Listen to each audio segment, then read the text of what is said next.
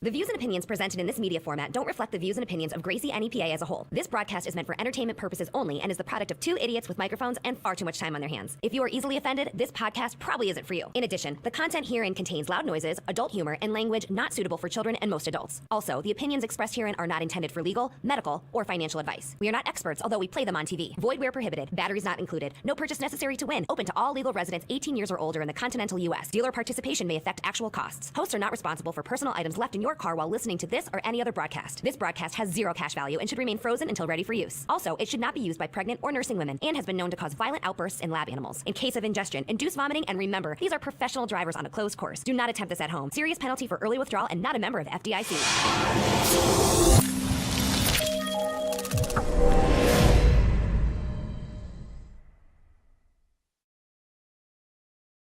All right, guys, episode number 11, and as you can see, Tyler's not here today. Tyler's out in Las Vegas, so we brought in a guest, Mr. Chris Campion, musician, martial artist, educator, and author. Yeah. And he's a Renaissance man. I saw it. And a tin foil hat wearer as well. I just have too much time on my hands sometimes. That's never a bad thing. You never know. The aliens might be trying to... They might be. I saw that picture of you and Lily wearing the tinfoil hats, and I immediately thought of conspiracy theories and all kinds of stuff. The government. You're trying to protect yourself from the government. I actually have a tinfoil bowl thing going on right you just underneath? Yes. Yeah, that's why you have to wear the hat. So the government can't listen in. Where do we want to start? I'd like to start with the author. The author, Chris Campion. I'd like to start with that. Okay. So, the Jiu-jitsu Bum. Yes. Jiu-jitsu Bum. That's the name of the name of the book. It's available where? Amazon and yeah. Barnes & Nobles. Okay. Exclusively on Kindle and the Nook. Yeah, not hardback or paperback or whatever, but just a good quality on the Nook and the Kindle. Summer, and this is good. It's done by Northampton House Press, which is a legitimate publishing company. Yep. It came out 5, maybe 6 years ago. I was gonna say it's got to be 5 or 6 years ago, right? Because I have it on my first Kindle, because I have 2 Kindles. Yeah. And I have it on my first Kindle. And because I loaded that one up with all kinds of stuff, and I eventually had to get another one to get more content. I'm a bit of a reader and a nerd, as you know. So take us through, without giving away plot twists and everything. We want to force the viewers to read it. You monkeys, you got to read books. So let's fill us in on the Jiu-jitsu Bum. Yeah, so it takes place pretty much in modern day Scranton. Mm-hmm. Has some local landmarks, things of that nature, local slang in there. And guy gets out of prison, LCP, and then he's kind of still wandering. He has some issues of his own, some drug issues, some not so good people in his life issues or whatever. Yep. And he kind of more or less stumbles upon jiu-jitsu by helping someone out, by returning a favor. Yes. And it kind of gets the gears turning with him, and all of a sudden he just kind of opens up this new world to him. And although he still has these problems in his life, he starts to get better at conquering them. Yeah. And I try to make it kind of as real as I can. What was being in a guillotine really feel like? Right. What was just when you're drilling? What does that feel like when you're like, okay, I'm done? Try to make it as realistic as possible with that. And it's a little dramatic. I mean, he has sons in his life still. Yeah. Some things go down, but as far as I know, I don't know too many other people have done a novel. No, it was a really interesting read because, for a number of reasons. One, obviously it centers around the problems in his life, but it has jiu-jitsu in it. Yeah. Scranton, I would really suggest you guys reading it because I know everybody comes to jiu-jitsu for different reasons, but a lot of people who come to jiu-jitsu come for those reasons, where they're struggling with drugs or alcohol or some type of stressor in their life. Yeah. And I think it's going to hit home and resonate with a lot of people when they read it. Where they go, oh, I've felt that, or I understand where this character's coming from, or whatever. And I know a lot of our guys have been turned on to it and read it. And I was supposed to be on the cover. Remember you took a picture for the cover and it didn't work. This didn't work. The publishers probably went, oh my God, what is that? hideous thing. Oh, that cover! I went through so many. I took shots of buildings. I had this and that, and then, finally that's a public domain pic. And I had somebody make the sort of the lettering. I would honestly, I would love to change it at this point. I would love to have mystery center. Yeah, I remember you came up, you took some pictures while we were on the mats. Yeah. And I'm not very photogenic, so they probably didn't want it to come off as a horror novel. So they're like, "Why are you putting Michael Myers over here?" The Jiu-jitsu massacre. Yeah, the Jiu-jitsu massacre. But yeah, guys, if you're looking for like a nice kind of summer read, hit up Amazon. Where else did we say? Amazon, Nook.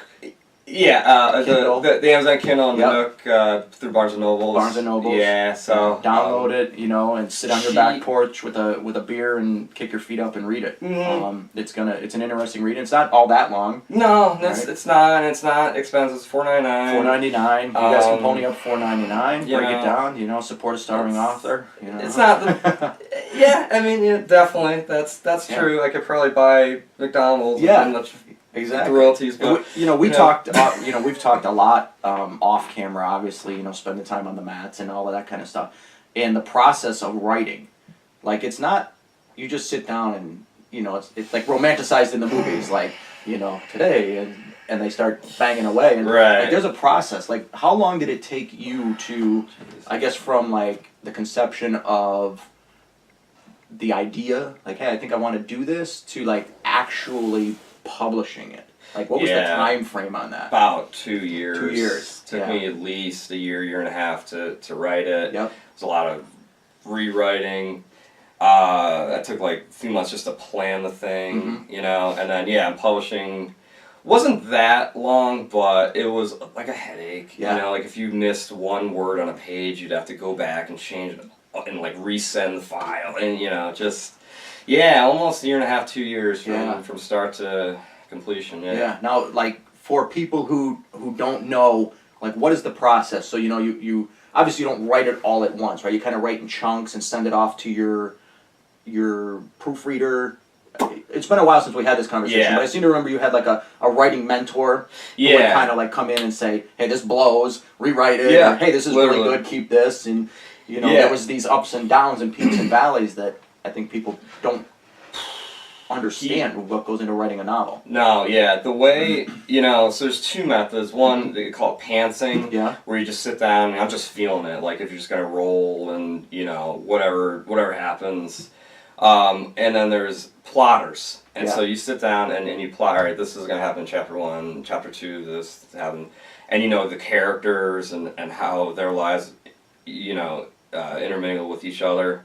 That's the method I did. And the guy I worked with, he didn't even want to read like a page until I plotted the thing out. Right. And it sucked because that's not really fun. It's kind of dry. But you realize a lot of people start a book and they might get to chapter 2, and because they didn't do that, they're like, oh, forget this, right. And so you kind of, you have to. So that's what I did. I planned it out. That took a few months at least of rewriting, and it's sort of like an XP Excel thing. You change one thing, everything affected else, then. yes. So that was kind of the process. Took a couple months to get the outline going, and then started with chapter 1. Yeah. And then I did a lot of writing before I was in the program at Wilkes, but there was a lot I didn't know really, Yes. So he was like, you gotta rewrite this, and that was humbling as hell. That's brutal, right? It's like, where you think it's gold, and then they go, "No, this is garbage, dude. What were you thinking?" Yeah. It's we experience that with jiu-jitsu all the time, where you think like you're doing something great, and then I come in and I go, "What are you doing? That looks like you poured gravy on toast." Like it. Like, and you're like, I showed you this masterpiece of a move, and you just wrote on it in crayon. No, it can be a really humbling thing, right? Like, I don't think people understand that. Like, no, it's brutal. Yes, and like you gotta. It can be a little emotional roller coaster. Yeah. I guess you just trust the process. You kind of have to walk away from it for a little bit. Kind of like lick your wounds, and then go back to it with like a clear head, and be like, oh yeah, all right, I see what he's saying. Yeah, yeah, what am I doing there? You know, like, you know. Yeah, so. it's. I know. I don't know if anybody other than my wife would know this. I don't even think you and I ever spoke of it, but or talked about it. We when I had just got out of college and I was working, I'm a big D&D fan, right? Everybody knows I'm a massive nerd. It's not like a secret. But I had submitted a bunch of ideas and articles and everything to Wizards of the Coast when they were writing their Dragon magazine and their Dungeon magazine and all that kind of stuff. And a lot of them got picked up. And going through that process of just writing articles was brutal, because I'd send in a copy and they'd be like, okay, well this doesn't work and this doesn't work and rewrite this section, and it comes back to you and you go, holy fuck, I thought that was really good. Yeah. And come to find out it blows, Yeah, So yeah. I did that for a little while. A lot of them got picked up but never put to print. So a lot of them were like, oh, we love this boom article, we're going to put it in the file, and they never went to print. But having that experience of just writing an article, I can't even imagine like writing an entire book, But it was a fun time in my life, where I was just like sitting down and just like you said, I wasn't a plotter. I was just I would go, and perhaps had I approached it in a more systemic way of writing. Yeah, who knows? Maybe I wouldn't be doing jiu-jitsu. Maybe I'd be writing, D&D books for a living. Who knows? Yeah. I think it's like, the guy I said his name was David Poyer, and he has like 40-some kind of books, like a lot of Tom Clancy kind of books. And that now this was your writing mentor, the guy who was... Yes, okay. Yeah. And he was like originally like an engineer. He used to work on like submarines, all kinds of stuff. So that was kind of like his mentality, whereas like we have to like blueprint all this first. Whereas a lot of the other writers there were kind of more like, if you're feeling it, did you have your yoga today? And, Are you feeling zen? Yes, yeah. And they get books published too, So it's kind of like there's more than one way to skin a cat when it comes to a book. And I kind of just want to stay with the guy because it seemed like he kind of really knew what he was doing. Yeah. But it was a whole skill that number one I didn't really even know about, and number two I had to like develop it. Yes. Like how do you think from the first sentence to the last sentence? Like that's almost like not fun, because almost like you feel like, well, where's the struggle? Yes. Yeah. But there's like a big struggle with it, because I don't know, you just keep working at it, and then and what's even more kind of crazy is when you start typing it, you might get to chapter 3 and realize, I don't want to do any of that. and I was going to ask you that, how many times did you scrap? Because you always see it in the movie, they type it, it comes off this is how old I am, the typewriter, ting, ding, ding, ding, right, and they go, woof, and they throw, how many times did you have to do some that? chapters had to be at least edited and kind of revamped at least 3 or 4 times. Yeah.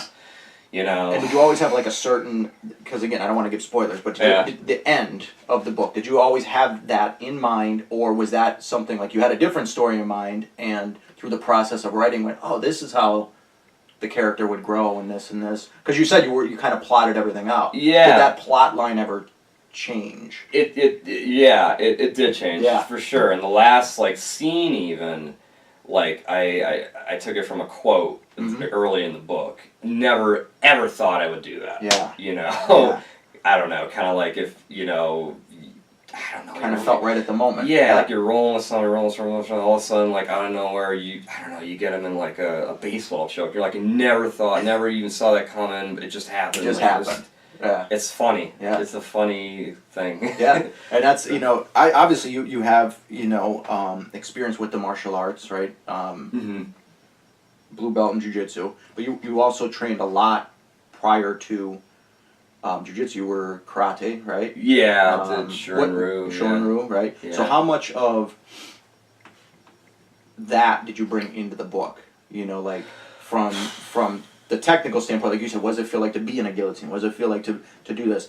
What's the mindset of a martial artist? That kind of stuff. How much of your personal experience did you pour into the book? I think a lot. I got to think a lot, right? Yeah. Your average writer is not going to know what it feels like to be in a guillotine. No. They're not going to know what it feels like to go to sleep. like you've gone to sleep. Like, boom, be put out. Yeah, you know, like the one scene. I remember the first Naga I did. I got caught in a horrible guillotine because obviously I shot the double leg and I shot it incorrectly with my head forward, like you tell us not to do. And of course I did it. I'm all psyched up. I'm in a Naga. There we go. There we go. The guy's like twice my size, which I don't even know how he even. I'll have to show you saw the video. Yeah, It's ridiculous. And I was so pumped, right? And I'm there. He's got me. He's got full, got me guard. This guy's ridiculous. And I went out, and you could see like my hand kind of goes out in the video, and I come back in, and like I'm still in the gi. Like I don't even know how. And I guess I just whatever. I toughed it out, and maybe he got bored and loosened up. So I'm like, I gotta put that in there, stuff like that. I don't know, with my karate, I'm not trying to sound like Mr. Miyagi or whatever, but I feel like if you're not getting some kind of discipline with yourself through it, you're probably missing something. Yeah, for sure. So just something like that, like, okay, you can learn how to armbar somebody. You've been armbarred to, I've been to the point where it popped a few times.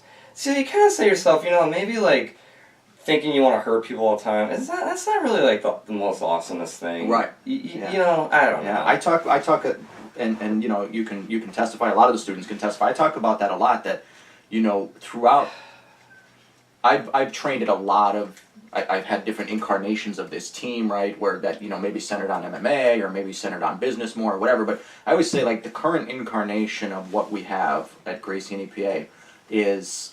It's the best incarnation we've ever had because it's really community driven. Everybody is, obviously, I'm concerned about my own training, but I'm also concerned about the person on the left and the right of me. And everybody kind of has that mentality where, kind of going back to what you say, it's not all about me, and it's not all about hurting people and violence and this and this. So, I always say, like, we have a really light, ball busting attitude, you know what I mean? Like, and people always say like, why is it that way or whatever? And I always say like, what we do is a very violent thing. Gracie Jiu-Jitsu is a very violent thing.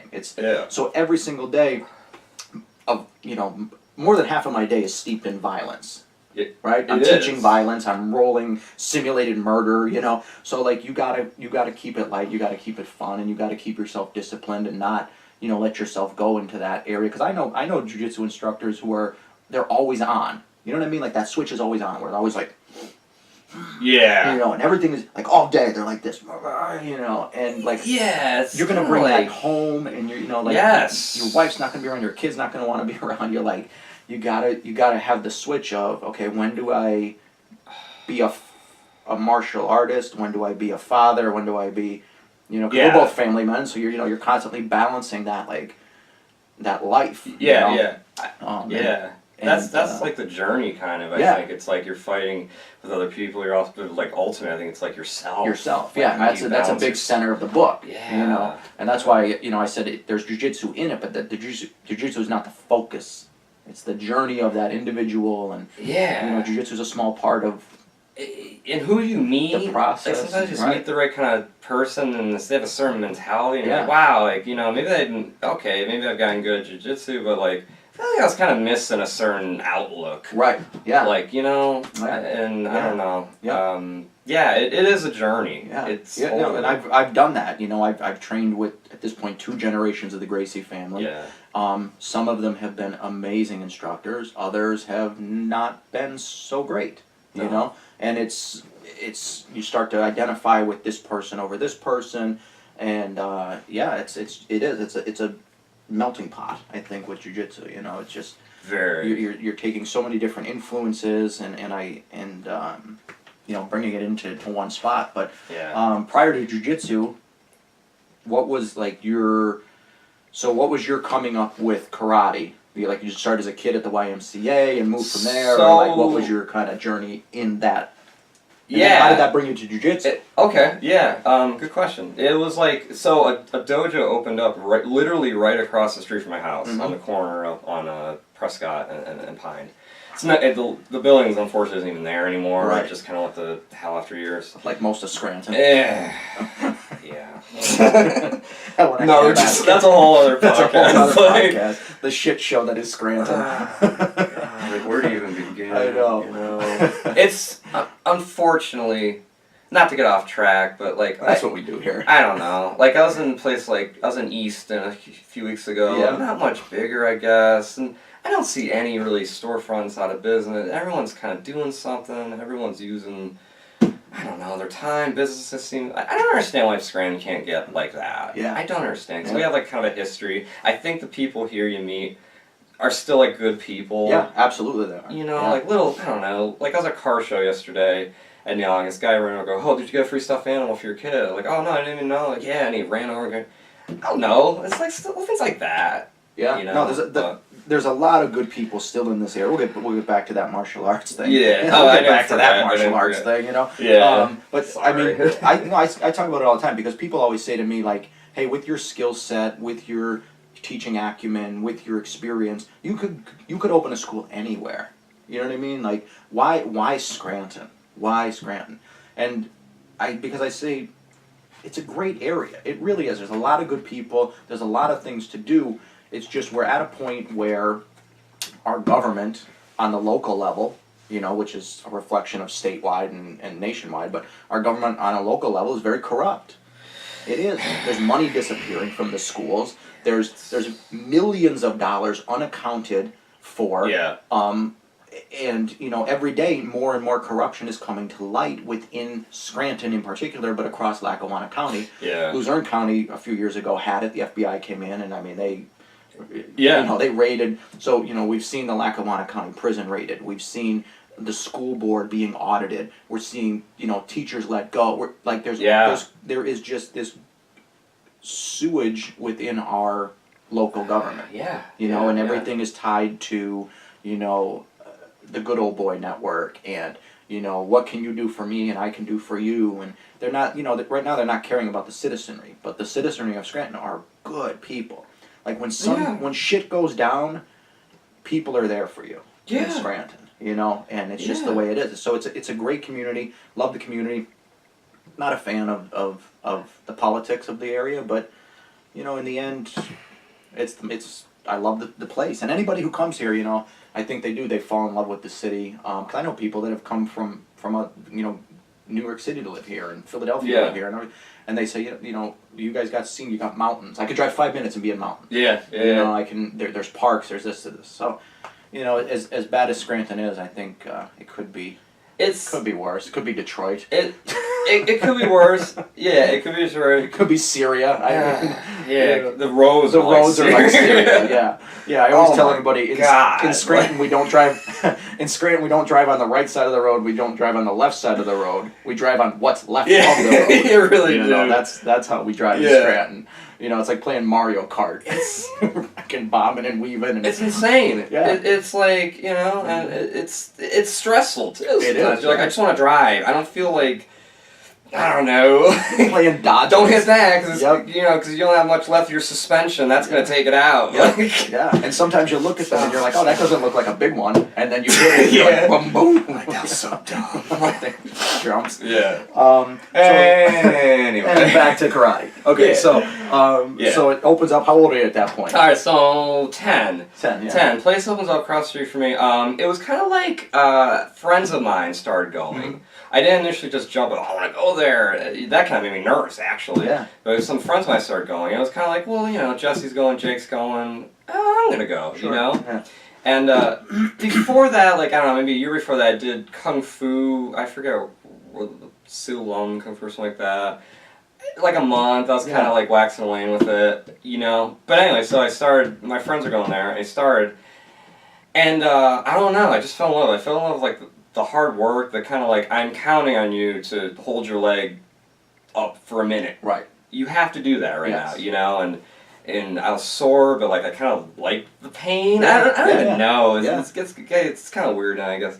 But and I just kind of stayed with it, and then went to Orange and all the way up. Eventually got my first degree. Black belt, right? Correct. Yeah, eventually got my first degree. I was like 16, 17. Yeah. Got my ass kicked during my brown belt days. Literally, like a teacher points out one time, going, "Are you like? Is everything okay at the house?" I'm like, yeah, just doing,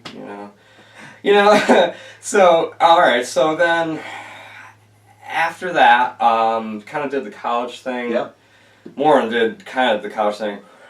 And then, I came back to Scranton, which is a common tale, right? Yeah, yeah. And I was like, I gotta get back into something. Right. Just too much partying, too much just sitting and eating fourth meal. And, Mm-hmm. and I remember my brother and I trained with you one time. Yeah. Like, he came in on Army break or whatever. Mm-hmm. And, the workout was awesome. And, I knew it was a Hoist Gracie Network, so I'm like, that's cool. I don't know anyone else around here with that. So I kind of just went back to, Jeff was legit. That was Mulberry Street? Yeah. Or was that prior to Mulberry Street? That was the Mulberry days. Street, okay. You might have just been there, I don't know, maybe a year or something like that. Yeah.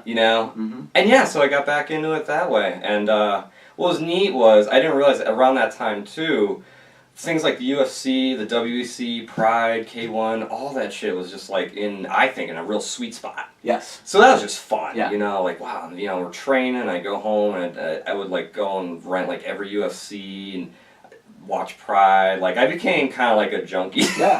Probably kind of. It was the heyday of martial arts. But like everyone was just so good and every fight was better than the next. I don't know. It was just like the golden era. Yeah, kinda. It really was like, the golden era of martial arts. The Yeah. Moss Rutens, the Hicks and Gracies. Yeah. The Vanderleys, Chuck and Chuck Liddell and Tito Ortiz. Like that was the golden era. Yeah. Where now I think we're in like the spectacle era. It's shit talking on the microphone and over the top productions. And, It's kind of more of a money thing now. I mean, it kind of always was, but Sure. I guess it's really kind of. I don't even know really. I'm honestly, to be honest, I'm really not that interested. I don't even watch it anymore. It's I'll watch it simply because we're going to talk about it on the podcast. But a lot of times when we do these episodes, Tyler will go, "So UFC blah blah blah was last night," and I go, "I didn't even watch it. Who fought?" Tell me all about There's it. a few podcasts where I say that. Now I'm familiar with the fighters or whatever, and I can speak to it. But there's a lot of times where I just go, "I don't even want to watch it." Yeah. I don't feel like it. Yeah. I don't even know who majority of the guys like are you said back in the anymore. day, Like, man, I'd get done training and go and I'd watch Pride and I'd watch UFC and then I'd go over and I'd watch WEC and then it was like I spent 6 hours watching fights, going, where'd my day go, man? Like, I know, right? And it was cool too. I mean, guys like Brian Stan would come to your place. Brian Stan would come in and train. Yeah, there was a lot of great stuff. Hoist Gracie coming in, Rodrigo Gracie coming in. Yeah. A lot of very accomplished martial artists and fighters coming through all the time, and I think that gave us as a group a great learning experience. You know what I mean? Because it'd be awesome. You'd because you get used to your training partners. I talk about this all the time. You get used to your training partners, so you know what so-and-so is going to do, when they're going to do it, how they're going to do it. You can get a little stale, and then you get somebody like Hoist Gracie coming in, Rodrigo Gracie coming in, Brian Stan coming through, Rob Kahn coming through, and you're like, wow, I just got my ass kicked, and it was good. Yeah. It was so much fun. I just got destroyed, and it was awesome. Yeah, right. And it's just total, like, these mini rebirths, I guess you keep having in jiu-jitsu. Yeah, it was really good. There's always one specific training session, like when we start talking about, there's always a bigger fish of like, when you think you're good, stop because there's somebody who's better, and I was a 4-stripe purple belt. I'd had my purple belt for quite a while, and Rodrigo Gracie comes in and we're training, and he had gone on a seminar tour, so it was like, Connecticut, New York, whatever the tour was, and we were the last stop on his tour.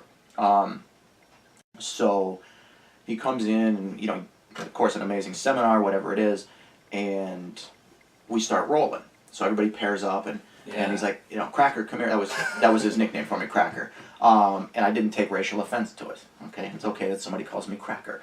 You're not victimized. I'm not victimized by that. No. So that was, Cracker, come roll with me. So we start rolling, and he is toying with me. He's just rolling. And now, I think I'm doing okay. I think I'm doing okay, but ultimately he's toying with me, right? He's, 185 pounds of chiseled muscle. I'm 145 pounds of limp noodle. He's been in Gracie Jiu-Jitsu since the womb, you know, and I've been in Gracie Jiu-Jitsu for 10 years at that point or whatever. Like, it wasn't much of a contest, you know. So we're rolling and whatever. Bell rings. Okay, everybody switch. Cracker, you stay with me. We keep rolling, right? Now, every time the bell rings, people are switching, you know, and he's staying with me and staying with me and staying with me, right? So, you know, round 1, I don't get tapped at all. Round 2, he taps me. You know, round 3, I'm getting tapped like 4 times. You know, we're on round 8 or 9. Now, I'm, like, at this point, mentally drained, physically drained. I'm just like, holy fuck. And I'm getting tapped like every 30 seconds. Like, he's just beating me. You know, and every time he'd tap me, I'd like crawl back up, slap, bump, go. You know, crawl back up, slap, bump, go. And I start to become acutely aware that gets tough because you're like, all right, I'm getting pushed here. Yeah, like, and we're, like I said, we're 7 or 8 rounds deep in it at this point, and I got nothing other than the will to get back up. Where I'm just like, I'm just gonna get up, you know. And I become acutely aware that nobody else is rolling now. They're just watching me get my ass kicked. So now I'm definitely not giving up. Like he's gonna have to kill me to make me stop rolling, you know. And at the end of the 8th or 9th or 10th round, I don't even know what it was, but it was like a good 40 to 45 minutes of him just destroying me. At a point where I thought I was really good. Like at the 4-stripe purple belt, I was in probably the best shape of my life. I was like 6% body fat. I was training all the time, competing all the time, and humbling, you know. So we get all done, and he goes, "Hey man, let's go get a bite to eat." So we go over to Whistles. Again, a business that's no longer, you know, around. A great business that's no longer around. Yeah. And we're sitting there, and he's on the phone talking, and he's talking in Portuguese. So I have no idea what he's saying. You know, blah blah blah, yada yada yada. Yeah. And I'm trying to eat my food, and I'm like this. I'm going. And every once in a while, I hear my name. I'd either hear Jeff or Cracker, and I'm like. You know, that would bring me back from like going like this into my food, you know. I know, yeah. So, you know, we get all done. I never, you know, it's not my business what he was talking about. But come to find out, 2 weeks later, I go down to Alexandria, Virginia for a big seminar. It was Hoist, Rodrigo, Hoyler Gracie, and Halleck Gracie. Big, massive seminar. Wasn't even going to go. I was sick as a dog. And Hoist called. He's like, no, you got to be there. Everybody's going to be there. You got to be there. Hoist, I'm sick. I got 100 and something fever. I don't want to come. No, man, you got to be there. You know, people, all your friends are there. Come on, you know, don't be a pussy. Fuck, he called me a pussy. Okay, I gotta go. So I'm literally down there. I do the seminar, whatever. But I come to find out the conversation that Rodrigo was having on the phone was, hey, I just tried to kill Cracker, and he refused to give up. You gotta give him a brown belt. Like, I tried to kill him, you know, and he just wouldn't die, you know? So it was like, for me, that was like a really good learning moment where, you know, like usually going back to the book, you got problems, you got bad shit in your life going down. You just fight through it, you don't give up, and you come out on top. You know, you can't let life beat you down, and, you know. No. Because it's going to kick you in the teeth.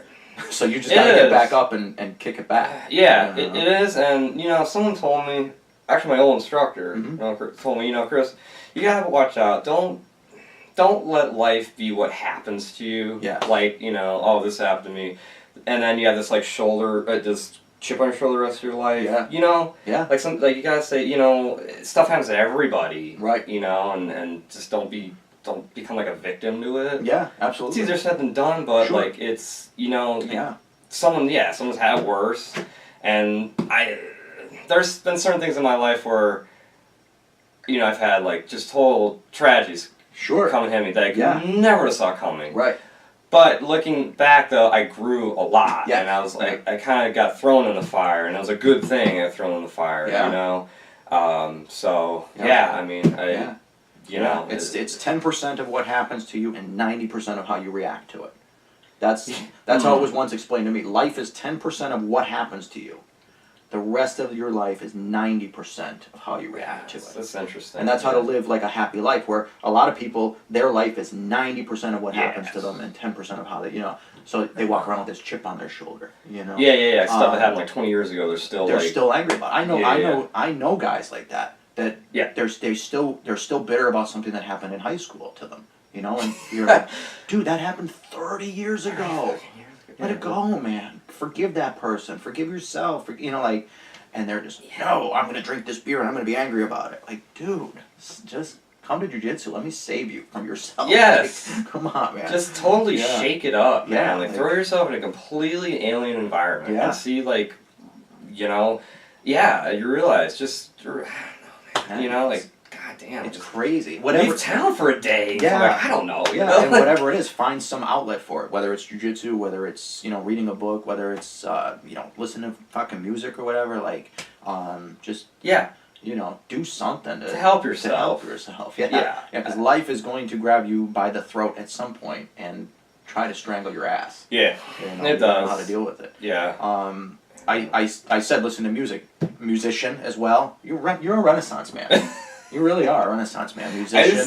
Now, are you still playing actively with the band, or, or it's kind of like when you guys feel like it? Yeah, kind of like we'll jam here and there. Yeah. The Invisible Swordsman. The Invisible Swordsman. A little bit of a hiatus, a little bit like Summer '69, like Jimmy quit, Joey got married kind of deal. Sure, yeah. You know, we're kind of no bad quarrels in the band. We're just kind of, I don't know, stuff's Somebody goes, hey, we got a gig, you want to do it? Yeah, why not? Absolutely, Yeah. absolutely, we would. Even if it's like we're a little under practiced, we would do it. Yeah. For sure. Yeah. You know, maybe that's what we need. Yep. Someone needs to set a fire under someone's ass. I don't know. You know? And you're the percussionist, right? Yeah. Now, do you play other instruments besides percussion, or not? I play guitar too. Yeah. Not a good lead guitarist, Right. but I can play rhythm to save my life for sure. Yeah. Something I just got bored with drums. Yeah. And I would watch the guitar players, and I'm like, I think I want to try that. Yeah. You know, so it gets kind of old just drumming by yourself at Right. the house. It's nice to just have acoustic, kind of just watch TV or whatever. Yeah. You know?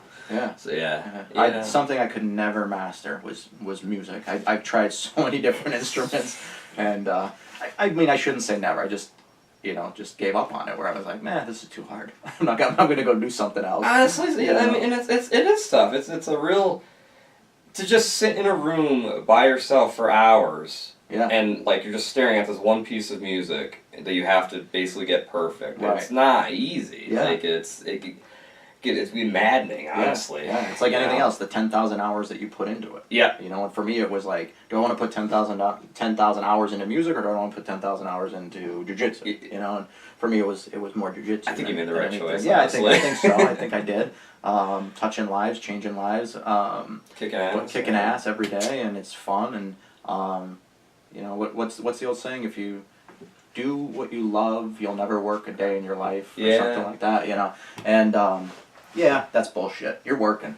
I'm working hard. Yeah, I'm sure you have days where you're chugging. I'm working hard, man. I'm hustling. I know you are, man. I'm hustling, man. I'm on my side hustles. I'm on my front hustles, my back hustles. They all revolve around jiu-jitsu. Mm-hmm. It's you're working. I don't care if you love your job or hate your job. You're still working.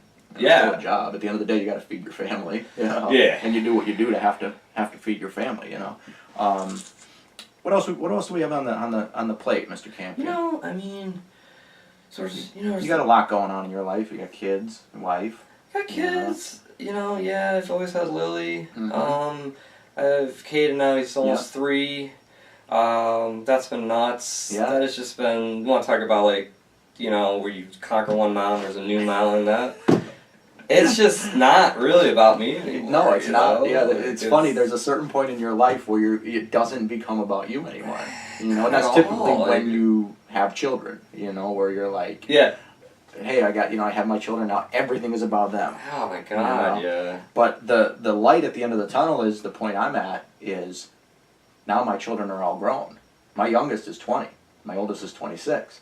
So I'm at the point where like, hey, if my kids need me, they call me up and say, hey, I need $20, whatever. I need potato chips, whatever, like but you don't have to be there on a daily basis to make sure they don't touch the stove and fall down the stairs, and you gotta wipe their ass. Oh my God, that's everything. the phase you're in yeah, now, or so that's too dirty. I gotta wash that again. So you're gonna get through that tunnel where after 20 years, now your life comes back to you. Now, can I ask you a question? Yeah.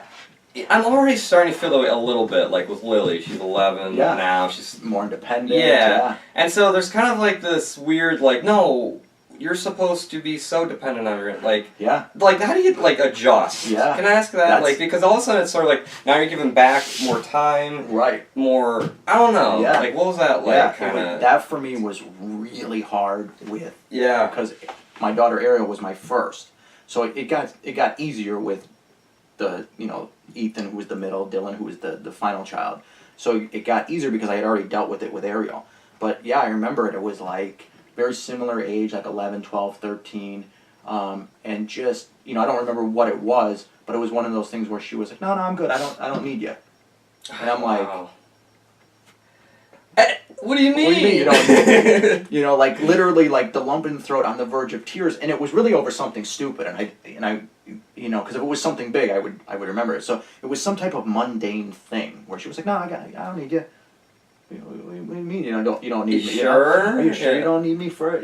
And then it was but then it would come back like, hey, Dad, I need you for this, or and then it would be, no, I don't need you. So it was like this constant like emotional roller coaster where you're like, I'm needed, I'm not needed, I'm needed, I'm not needed. Yeah. And until eventually, like, she was into college and getting married and whatever, and it was like, wow, shit. She really doesn't need me anymore, But then every once in a while that phone rings, and it's, Daddy, I need you. Like she, recently she had a pipe break at her house, and flooded her bedroom and like she was just a wreck. So she's like, Daddy, I need help. I don't know what, and I was like, on one token, you're like, okay, honey, calm down. This is a very bad thing that happened. And then on the other token, I'm like, yes, she needs me. Like, yeah, she needs me. Yeah. So I think like as the role of a father, I don't think you ever outgrow the fact that I guess you're like you're not parent. needed all the time. But on the yeah. times you're needed, you just kind of step out of the shadows and play Batman. Yeah. Because I'm the same way with my parents. Like I'm at the point where I'm self-sufficient as a businessman and as a family man and whatever. But there'll be times where I don't need my dad every day, or I don't need my mom every day for something. But when I need them, like, hey, Dad, I need a light fixture installed. I have no idea how to do that. So I can relate to how he feels. You know what I mean? So a lot of times, honest to God, we were just talking about this the other day. A lot of times I come up with something I need them for, even though I don't need them. You know what I mean? Like I'll call my mom for a recipe or something, even though I know the recipe. Oh yeah. Just to kind of, because I know like from my own experience, like, hey, I want that feeling for my kids. So I'm sure my parents want that feeling. So let me call Mom and ask her, even though I know how to make this recipe.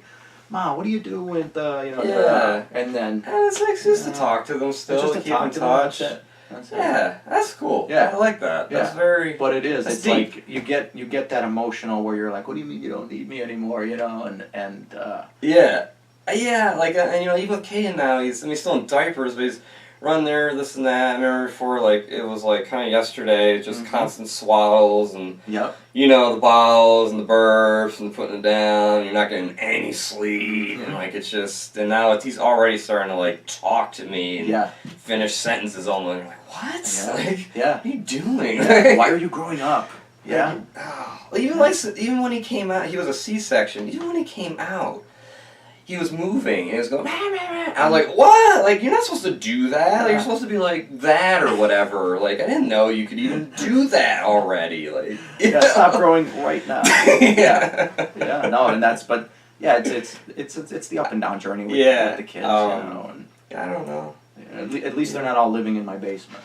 Yeah. Because there's parents out there that have that. That's kind of the new thing. Is kids don't move out. There's they have definitely jobs. parents out there that have that, and I had a friend of mine through college, after college, still to this day. So I'm 40.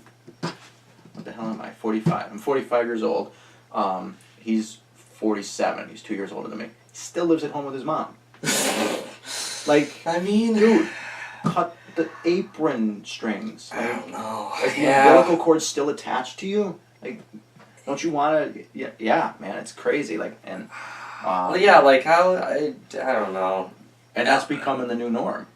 I know they don't. I don't know. It's weird. It's like they don't want to get their own place or something. Yeah, something's going on there. I don't know. I can't wrap my brain around it. I was like, at 17, I was off to college, and I think that's the thing. Maybe like they need a push. Yeah. Like, you're gonna go even if you drop out or whatever. You're gonna go somewhere an hour and a half away. Right.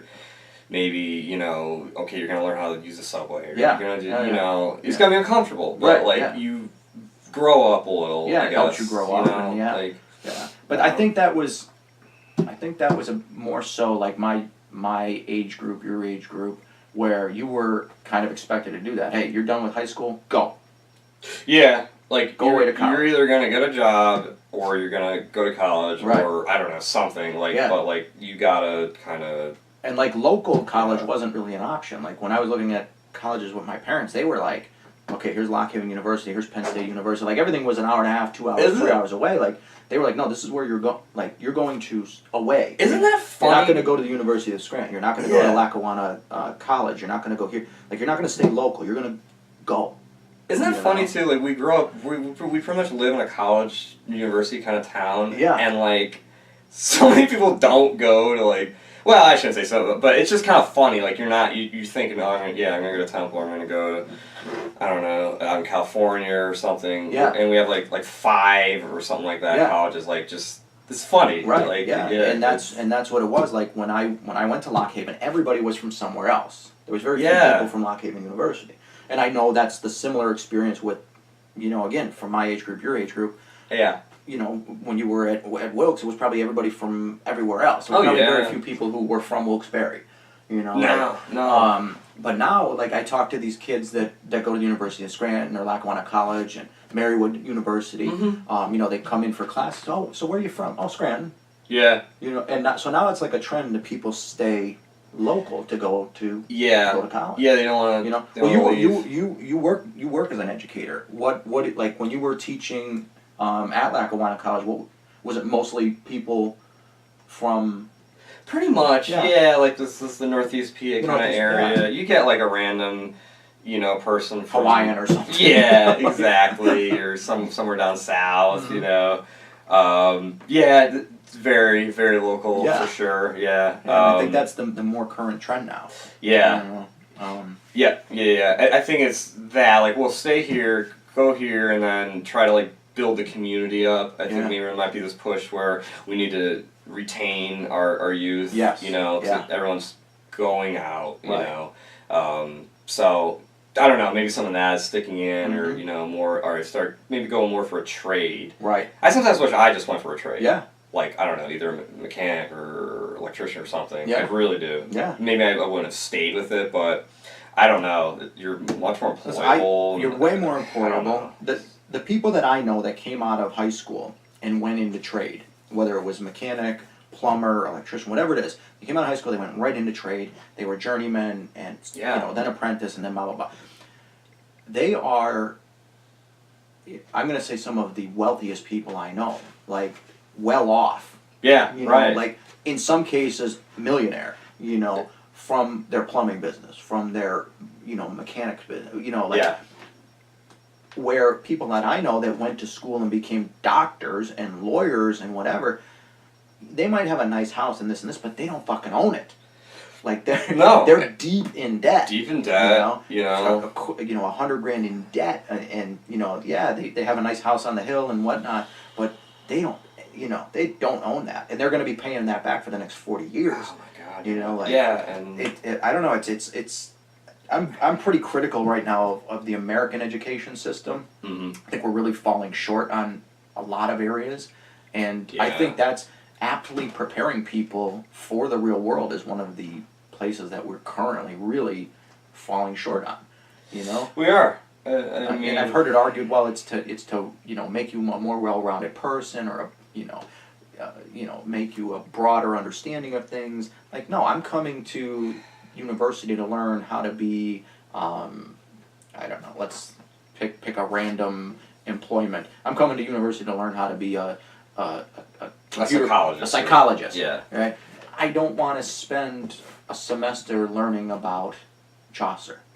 Right. I don't. I don't want to spend a semester learning about the history of Christianity. Whatever it is, like there's certain things that I think they, gen eds. Yeah. Gen eds are meant to make you more well-rounded. Yeah. But do they really help you in your employment? I know exactly what you're saying, and you're going to forget pretty much everything you've learned within 2 weeks into whatever your spring break anyway. Yeah. So it's like, just spend a lot of money on books. It's spent hours typing papers. Yeah. Or I got more well-read. Maybe I probably got a bit more articulate, Sure. but, it's kind of like... Yeah. It's kind of an antiquated kind of system, It honestly, really is. Yeah, you know? I mean, if I'm going to university to learn to be an author, why are you going to make me take calculus? I'm never going to fucking do calculus. Exactly. Unless I'm writing calculus books. You know what I mean? Exactly, yeah. Like, where other nations really focus on the depth of knowledge. Yeah. Like if you're going to college to be a teacher, they're going to go deep into how to be a great teacher or whatever, whatever your employment is. If you're going to be a computer programmer, you're going to learn deep into that computer program. You're not going to go over here and read Shakespeare. And you're not going to go over here and, take an accounting course. Yeah. I know. I really think we're an antiquated system of education. It is, and it's becoming kind of a business almost. Well, maybe it is, let's be honest. Yeah, it's a multi-billion-dollar business. Yeah, How does Penn State University have, billions of dollars coming into it for their football program? Yeah. It's a bit, it's the business of education. Yes, it is. And luckily we're seeing trends now where, you have these online universities and this, and specialized, like a Johnson College is going to specialize in that kind of stuff. Where we're seeing certain institutions that will go deeper in knowledge rather than broader in knowledge. Yeah. Yeah, exactly. And, it's not like, all right, say you want to specialize in Chaucer and become a professor and teach it and write about it. I mean, that's fine, too. That's a viable option, you know. But you don't need calculus. You don't need astrophysics. Probably not, no. you don't need a course on astrophysics. I don't need it. You're right. Yeah, you're right. Yeah. It's all over the place. I mean, I think our public education, we're still kind of doing stuff we started in the 50s and 60s, with I don't know, with with the space race made us now all kids have to learn this high level math for rocket science and stuff like that. Whereas I don't even know if our education system, in my opinion, our education system is designed to create worker bees. It's not designed to create innovators and free thinkers. You're seeing fewer and fewer and fewer Fords. Sure. Yeah. You're seeing more workers. Yeah. You're seeing fewer and fewer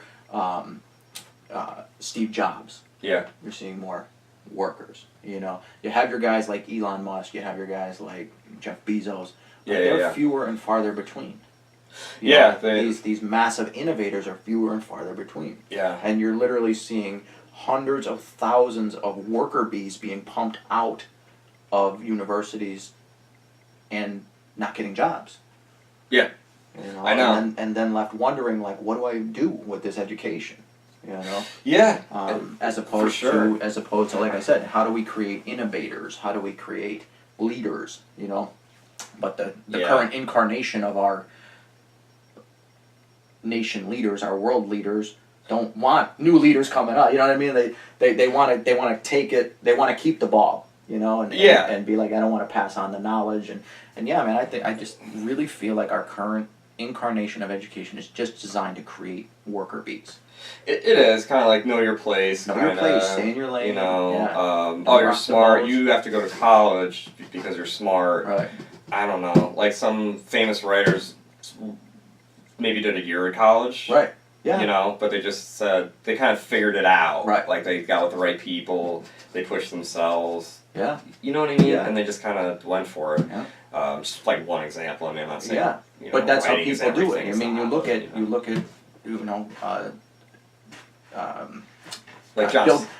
Bill Gates and Steve Jobs creating in their Wozniak, creating in their garage something that innovates the entire world. You know what I mean? Yeah. But that's how people go. Like I said, again, people that I know that left high school and became great mechanics didn't go to trade schools. They got into cars and they would rip it out and go, "What does this do?" And they bang, bang, bang, ow, and put it back in and the Wright brothers would take apart bikes and crap like that and figure out how things work. Now we have the airplane. Right.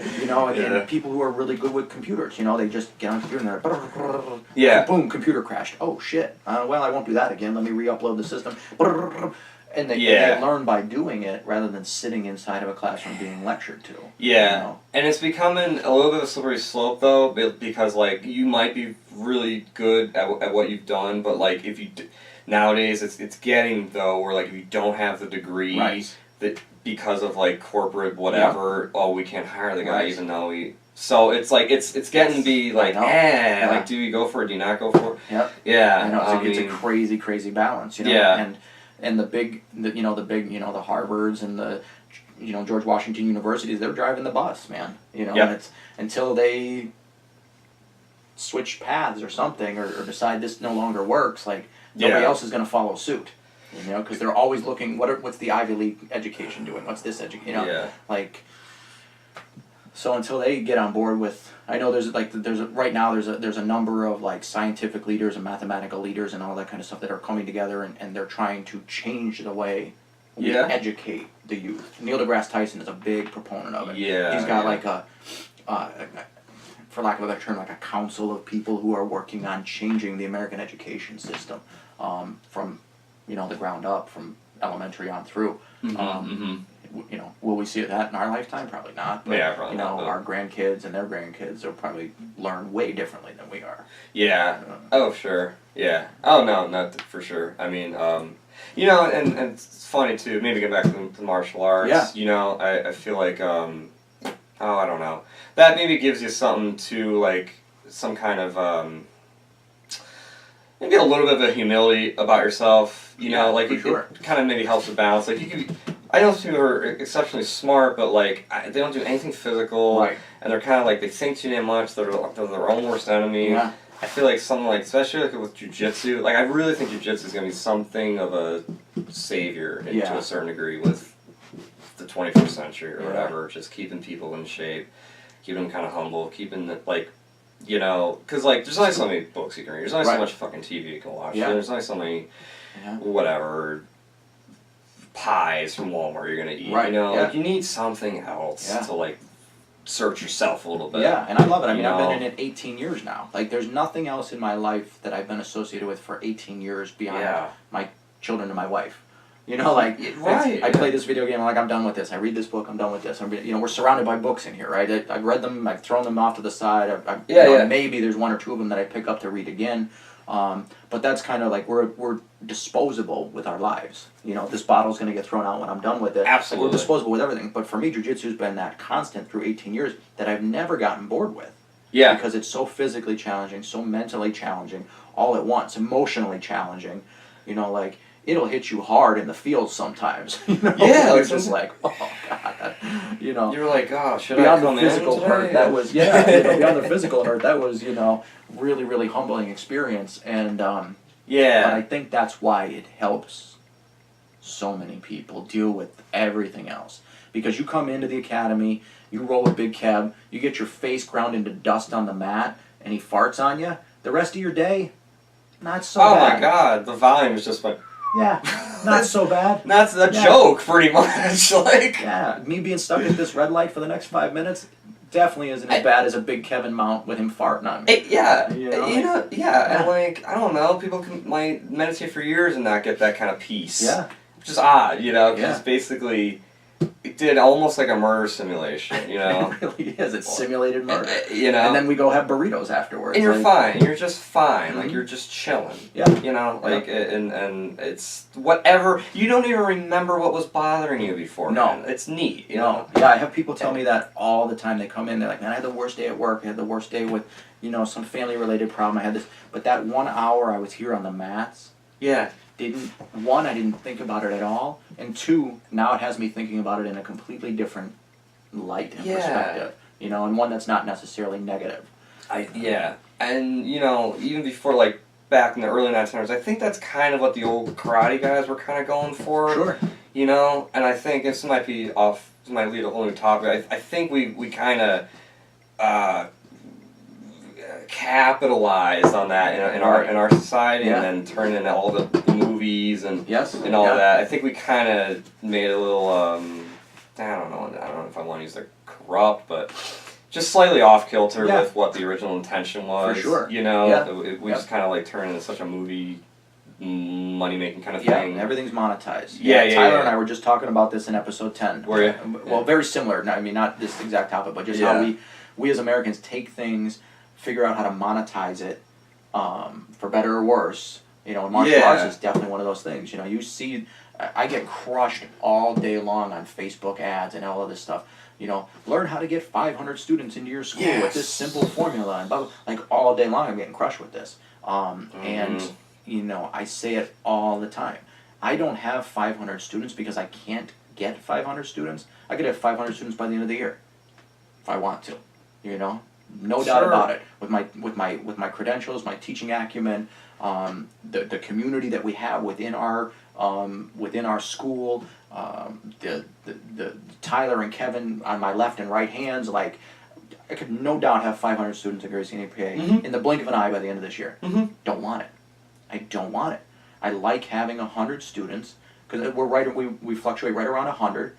I like it because it allows me to be personal. It allows me to keep class sizes relatively small. You know, you might have I think we have like 40 some kids in the kids program, maybe 50 some kids in the children's program. That's awesome. That I have chunked up over 3 sessions. You know, so like 5 to 7 year olds, 8 to 12-year-old white belts, 8 to 12-year-old color belts. And there'll be 15 in each class, where it allows me so much personal attention with the kids, as opposed to saying, okay, kids night is this, this, and this, and there's 50 kids on the mat. Looks great for your Facebook photos, your advertising. Hey, we're the greatest school ever. Look at 50 kids on the mat. But what are those kids getting out of that? They get nothing. They're getting shit out of that. They're getting shit out of that. You know, it's the same thing with the adults.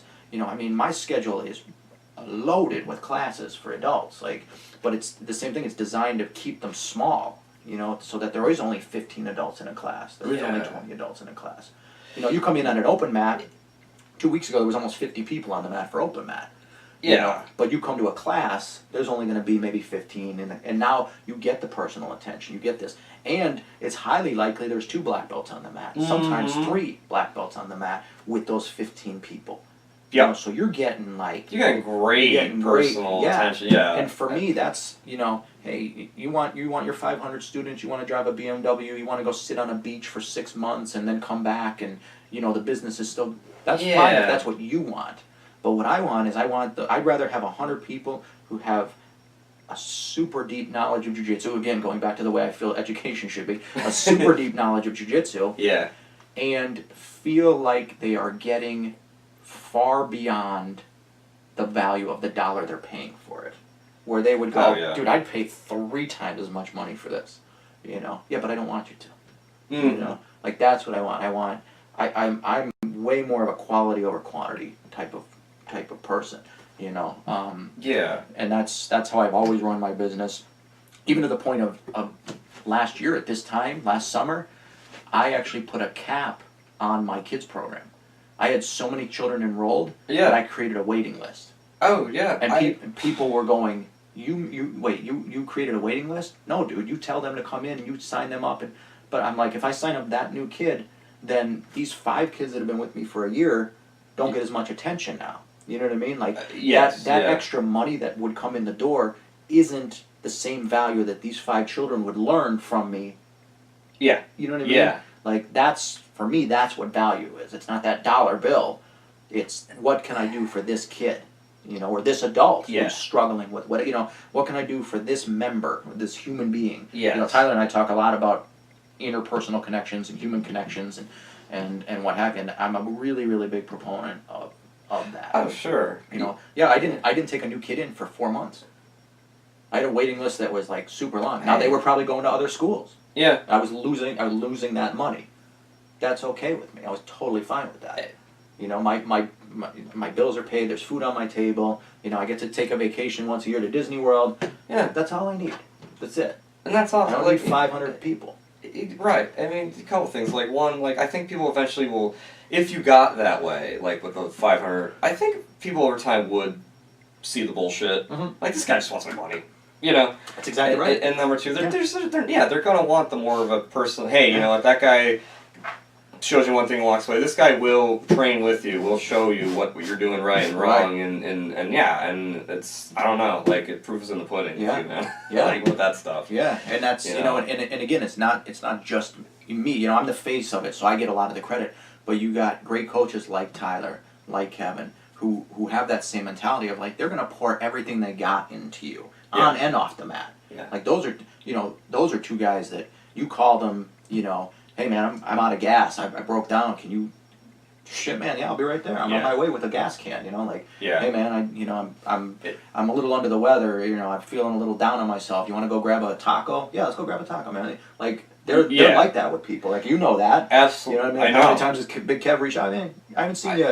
You're good. Everything good in your life? Like, you know. So the ability that we have to have really great coaches that are not just on the mat but off the mat. Yeah. I think is a reason why we're as successful as we are as a team. There's that community. There's that community you there. know, There really, really is. I hit up Big Kev like a week ago. Yeah. You know, 'cause I wasn't doing any training in. Yeah. You know, and I actually just hit him up just to talk. You know, say, hey, how you doing, man? Yeah, man. You know, How's everything? You know, and he's like, good. He's like, you want to go train? I was like, yeah. You know, and we just kind of worked on some stuff, and it was like, no class scheduled or nothing. Just me and him. Just come on over. Let's just train. No schedule. Just us being there because we wanted to be there. Right. And he took his time and showed me just a couple things, and he was so, like, honest about it. And so, like, all right, now we're going to work a little bit. Let's just work. Yeah. Not to the death, but I'm going to work you, Chris. Sure. And he did, you know? Yeah. And, and, you know, and then it just grows from there, man. Like, you know, and I think that's what the world needs a little more of, I don't know, some kind of tough love kind of thing. I don't know. You know, I remember sitting in on a business meeting, right? Because, like I said, you know, Gracie and EPA went through lots of different incarnations, and, you know, as you know, I got wrapped up in a business deal that wasn't the best of business deals. And I remember having to sit in business meetings and sales meetings and this, where they were trying to teach me how to sell jiu-jitsu and how to sell myself and how to have 500 students. And I remember this quote that was said to me. It was, we don't want the purple belts, the brown belts, the black belts. We want the white belts, because they don't know any better. They don't know any better. They don't know what a good product is, so we can lock them into a contract for 6 months, for a year, you know. And you're like, you know, for me, I was like, wait, what? It's like you're selling credit cards or something. I want the purple belts. I want the brown belts. I want the black belts. I'm trying to make every person that comes in the mat a better training partner for me.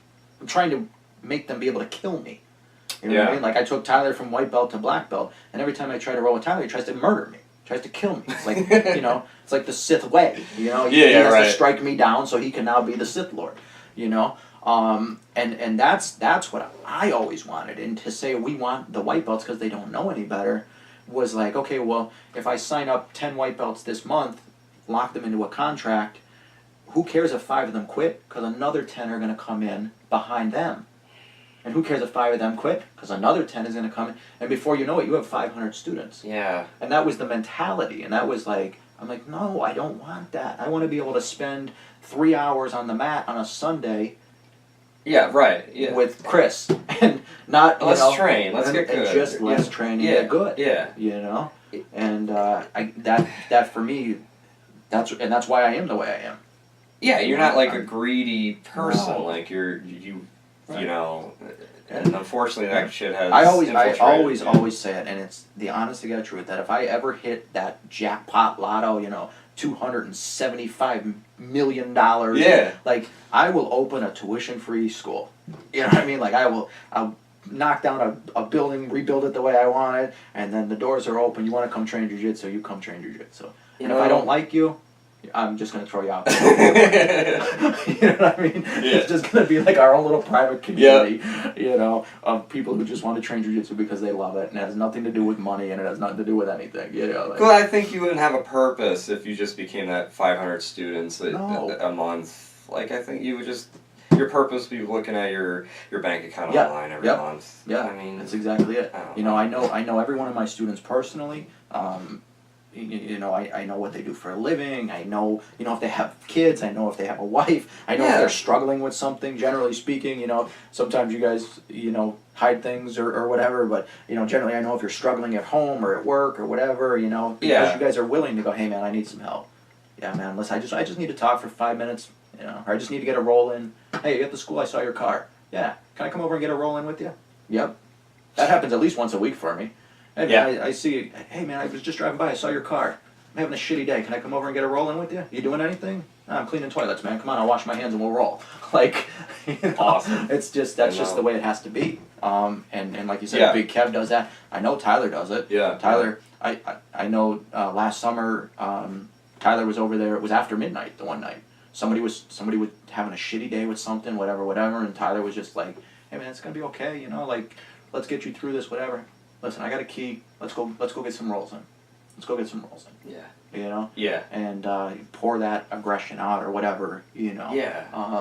But that's that kind of that journey and that kind of magic about training, I think. You know? And we do, man. You know, I think we have a real magic at our academy. You know, I really do.